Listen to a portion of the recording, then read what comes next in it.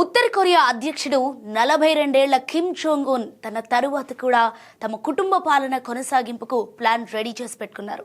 త్వరలోనే కూతురు కిమ్ జుయేని తన వారసురాలిగా అధికారికంగా ప్రకటించనున్నారు. ఈ విషయాన్ని దక్షిణ కొరియా ఇంటెలిజెన్స్ వర్గాలు వెల్లడించాయి.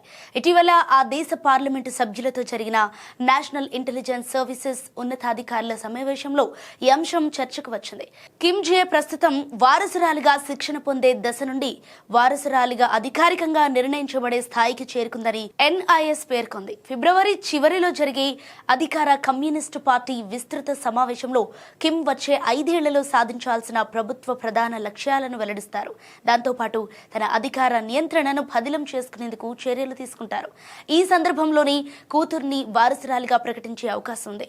ఇక ఆమె తన తండ్రితో కలిసి కీలకమైన సైనిక విన్యాసాలు, క్షిపణి పరీక్షలు, విదేశీ పర్యటనల్లో నిరంతరం కనిపిస్తోంది. కాగా కిమ్ జాంగ్ ఉన్ కు ఒక కుమారుడు ఉన్నాడని భావిస్తున్నప్పటికీ కూడా అతను ఎప్పుడూ బహిరంగంగా కనిపించలేదు.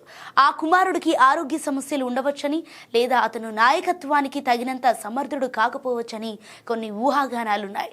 దీనికి భిన్నంగా కిమ్ జుయే చురుగ్గా పర్యటనలో పాల్గొంటోంది. సో కిమ్ జుయే కేవలం ఫోటోలకే పరిమితం కాకుండా కొన్ని ప్రభుత్వ నిర్ణయాల్లో తన అభిప్రాయాలను కూడా వ్యక్తం చేస్తోందని నివేదికలు సూచిస్తున్నాయి. అయితే ఆమెను గౌరవనీయమైన సంతానం లేదా మార్గదర్శి వంటి శక్తివంతమైన పదాలతో ఉత్తర కొరియా మీడియా సంబోధిస్తోంది.